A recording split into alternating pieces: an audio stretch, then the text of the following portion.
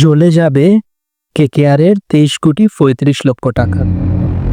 Bank test আইয়ারকে নিয়ে চিন্তায় নাইটরা, জানুন বিশদে।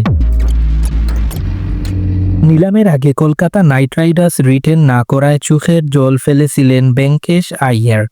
তবে নিলামে যে তার জন্যই সর্বস্ব উজাড় করে দেবে নাইটরা, তা স্বপ্নেও ভাবেননি। 23,75,00,000 টাকা দিয়ে নিলামে ভেঙ্কটেশ আইয়ারকে ফেয়ার ট্রেড করে কলকাতা নাইট রাইডার্স। কেকেআরের ইতিহাসে সর্বোচ্চ দ্বিতীয় দামি ক্রিকেটার এখন আইয়ার। তবে এত টাকা দিয়ে আইয়ারকে কেনা সঠিক সিদ্ধান্ত কিনা তা নিয়ে প্রশ্ন রয়েছে। এবার যা ঘটল তাতে কেকেআরের প্রায় 24 কোটি টাকা জ্বলে যাবে কিনা তা নিয়ে তৈরি হয়েছে জল্পনা।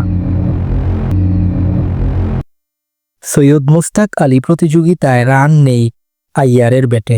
রাজস্থানের বিরুদ্ধে 14 বলে 16 রান করে আউট হয়ে যান আইয়ার।